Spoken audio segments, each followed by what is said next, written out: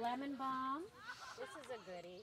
Yeah, I give Who likes everybody the a lemon piece. balm? Smell that and pass that around.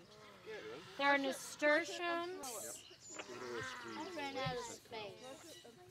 There's oregano and thyme. There's rosemary. Who wants to smell the rosemary? We can't plant. We can't. Keep writing.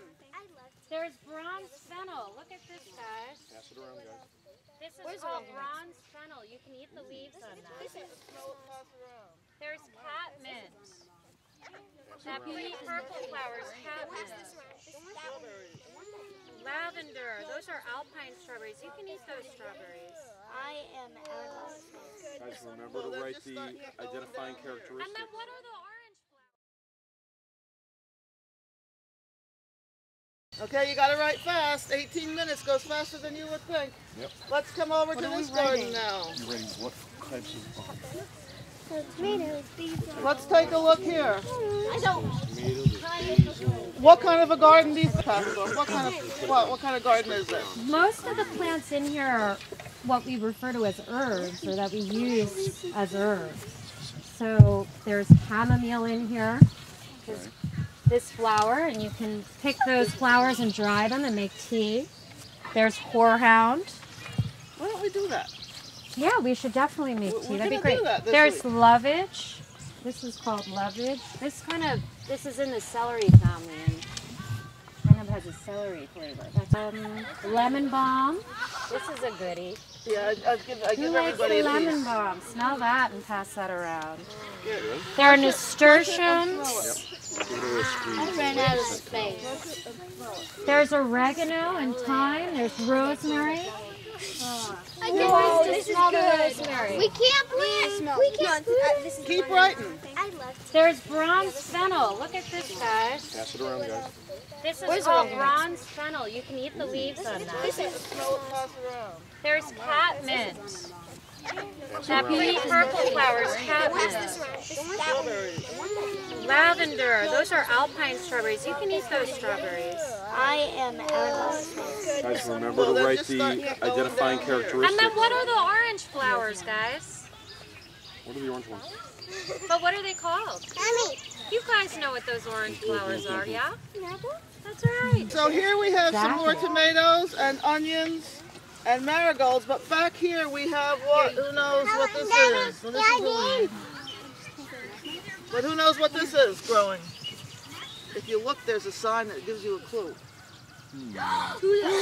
Squat. These are some squash plants that are going to grow up the vine, or they're going to vine up the fence. Here we have a Mexican sunflower. Woo! It's different. It's different from the sunflowers that you know. If you turn around, we have sunflowers that you are familiar with. Thank you. I dipped it in twice. Oh, you're a double dipper, huh? No, Yeah, both Both of them. Yeah, so you should think about the ingredients. When you buy food in the store, think about what you're buying. And look at those ingredients. Because you can buy good dips as well. Okay, over to here. Who remembers what was here? A garden gnome? The garden gnome is not a plant. Wait, Logan. Yep. Weed whacker. Garlic?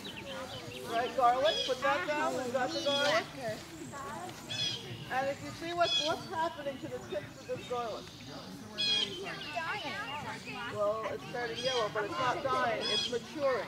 And down doing? Can't wait to go. No, we're going in there. Down doing. We're by the raspberry fair. I'm hungry. This is like my dog. The 18 minutes. I mean, I'm not saying I'm not sure. I don't know. Because we have friends. But there's signs. Yeah, See any berries?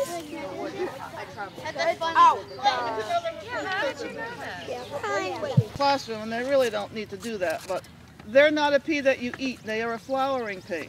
They're very fragrant. Very They have fragrant, a lovely, when they flower. and they're very pretty, and they'll climb up the fence, and they'll come up every year. Okay, now this group, wait. This will attract orchard bees. It's so heroic. I can't wait to go to the... They don't. I've been told that they do not sing. Orchard bees. Do they make honey? There's another name for orchard. It's work. So Mrs. Cordier had harvested a bunch of peas that you guys, I think, have participated in planting. And she made a dip last night. And she also brought in a Hidden Valley Ranch dip. And one of the things here is to illustrate the differences between buying a processed food and making your own.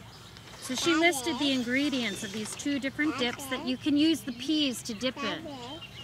But you'll see the one that Mrs. Cordier made, the garlic scape dip, it has garlic scapes in it, which you guys grew.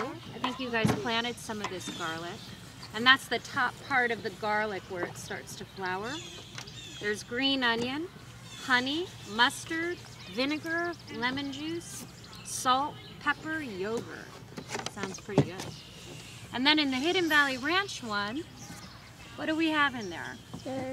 Soybean oil, water, sugar, salt, dried onion, vinegar, buttermilk, spices, dry garlic. But then look what happens. We start getting into all of these sort of ingredients that are almost really just not recognizable, like disodium inosinate. I'm even having trouble pronouncing that. Sorbic acid, calcium disodium EDTA. Do you guys know what those things are? I know what xanthan gum is. You do? What is it? Well, I don't. It's usually in a lot of spices sometimes, but I don't really know like what it does. Yeah. I remembered I googled it once, but I forget what it is. Is that right? I know we should I do think that. it makes it like keeps its flavor or like keeps it good to Kind of have. preserves it. Yeah. So I think that that's true, Julie. And a lot of these ingredients are preservatives. So this dressing can sit on the shelf in a grocery store. And Mrs. Cordier's dressing, it's going to last a week in the fridge. It just isn't going to last that long. So that's what primarily a lot of those different ingredients do for a product.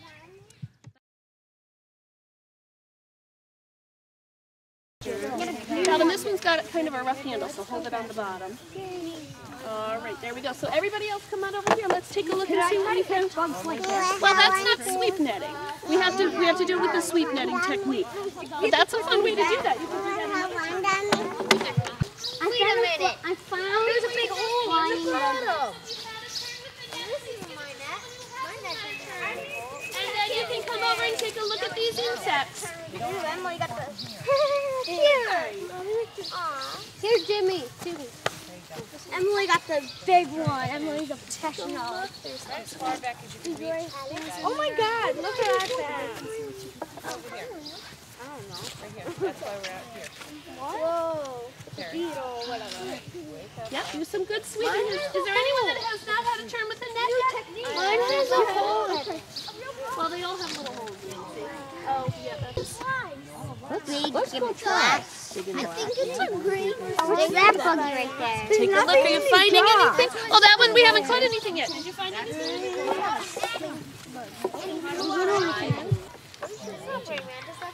What is that?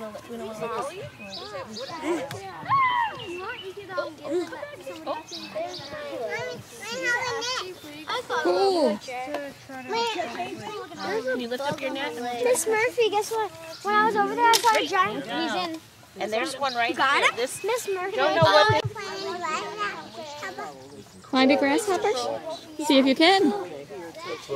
Look see what the teacher has. Go see what the teacher has. You have lost him? Or if it's, I caught them. Or if there's like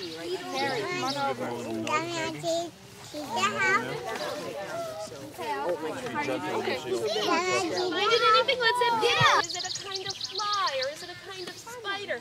We might not know exactly what kind it is, but then where it says identify the characteristics, you can write down what color it is. Is it spiky? Is it furry? Is it smooth or shiny? So you can work with your group and see what we Another one. What the heck is this thing? Even if you don't know the name, you can write the identifying characteristics. You're going to write. So how many legs does it have? What shape is it? What color is it? And then pass them down so everybody has a chance to see all. Mystery trees. If you look behind you, there's a number on the tree there. See that? There's another number on the tree over there. There are 6 trees all told. And what I want you to think about today when you're looking at your trees is, are they conifers? Please say that. Conifers. Or are they deciduous? Deciduous. Okay, the conifers are the cone-bearing trees that are evergreen. They don't lose their leaves. They pretty much stay green even in the winter. You've all seen those, right? Okay. And as I said, they're cone-bearing. Now the conifers have either needle-like leaves, all right? I'll pass that around from this side. Okay. And there, okay. Or scale-like leaves. As you see, the needle-like leaves are very long and skinny and pointy. And the other type of conifer leaf has little teeny tiny miniature scales that overlap each other. Kind of like the scales on a butterfly, you've heard that, and the scales on a snake. Okay, so you can take a look and look at the scales. So 2 types of conifers, needle-like and scale-like. Good. Deciduous, all right? We all know deciduous are the ones that lose their leaves. Say deciduous. Deciduous. Okay, 2 kinds of deciduous leaves. Either a single blade, okay, or a compound leaves. Compound ones, notice the little leaflets grow across from each other. Okay, so single blade, compound. The deciduous trees are our fruit trees, our apple trees, our walnut trees. All right, they have flowers. The conifers have cones. Even though the flowers may be kind of small, all of the deciduous trees do have flowers. All right, now an interesting thing.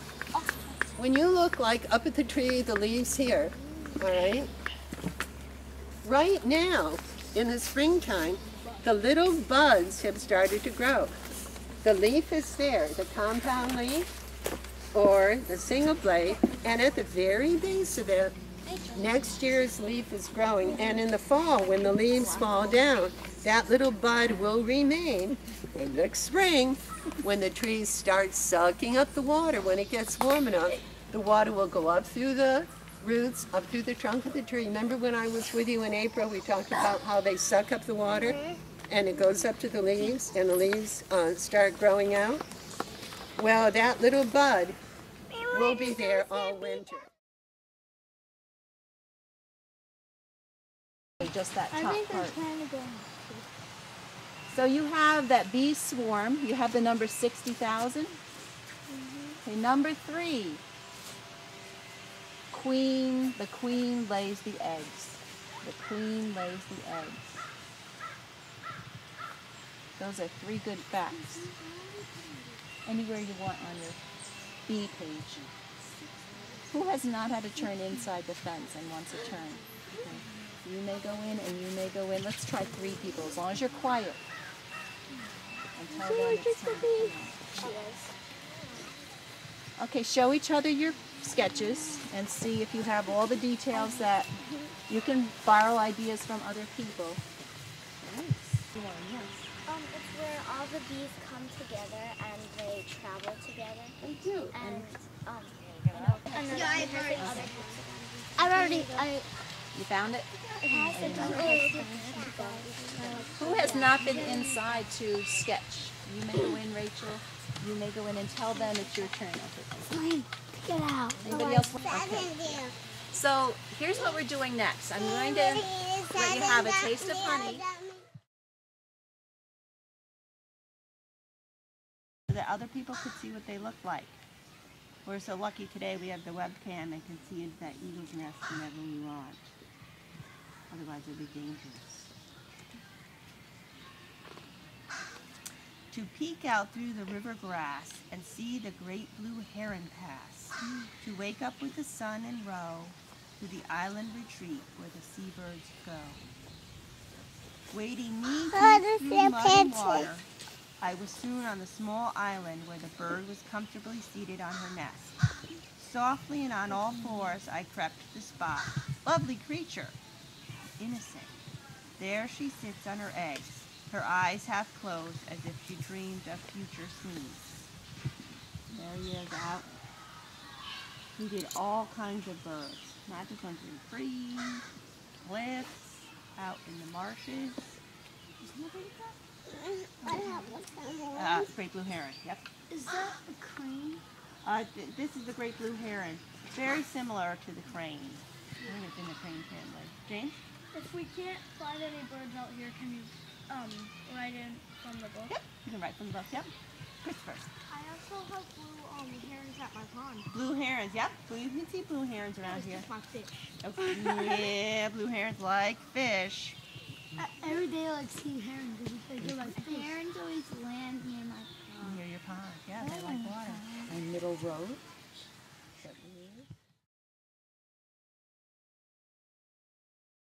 Shape it is, what it looks like, what color it is. Yeah, the long ones that are swimming. There's another one. You have those in there. I know you do. Everybody's got shrimp in there. And this is duckweed. Which did I show you? I showed you. Water strider. See how he has an air bubble under his belly? There's a 10 years old. You have those in your. They're all bugs. Remember that. So what you're going to do is identify and We're scientists. see how he uses the air. He pushes down and then lets the air. No, you guys are taking this one. I'm taking this one. Anyway, that backwater swimmer,